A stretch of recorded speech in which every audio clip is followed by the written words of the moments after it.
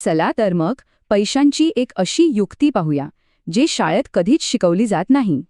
कधी विचार केलाय की 9 ते 5 नोकरी करूनही आपण श्रीमंत का होत नाही? आणि आश्चर्य म्हणजे याचा संबंध तुमच्या पगाराशी नाहीये. तर मग अडचण कुठे आहे?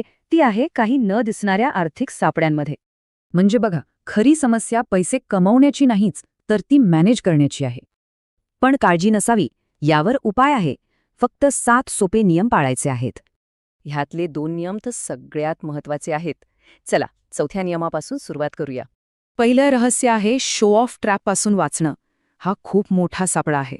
म्हणजे तो नवीन फोन, ती महागडी गाडी, या सगळ्या गोष्टी ज्यांची खरं तर गरजच नसते.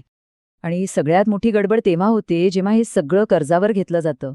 तर मग एक गोष्ट लक्षात ठेवा, आयुष्यातल्या चैनीच्या वस्तूंसाठी कधीच पर्सनल लोन घेऊ नका. अगदी क्रेडिट कार्डसुद्धा, जे सगळ्यात महागड्या कर्जांपैकी एक असू शकतं. ठीक आहे, मग पुढचा सापळा, स्वतःचं घर घेणं ही चांगली गुंतवणूक आहे नाही का? आणि इथेच आपण उघड करणार आहोत होम लोन मागचं एक खोटं. तुम्हाला विकलं जातं स्वप्नातलं घर, पण खरं तर ते एक आर्थिक ओझं असतं.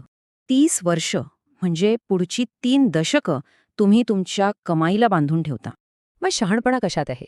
भावनिक न होता पुरेसे पैसे जमल्यावरच घर घ्या. तर मग या सगळ्याचा अर्थ काय? आपला नवीन मनी प्लॅन कसा असावा?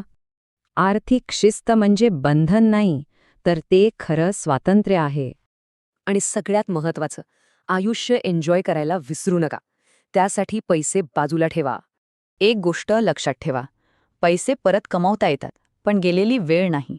तर मग स्वतःला हा प्रश्न विचारा, तुमचा खर्च स्वातंत्र्य विकत घेतोय की फक्त एक सुंदर पिंजरा?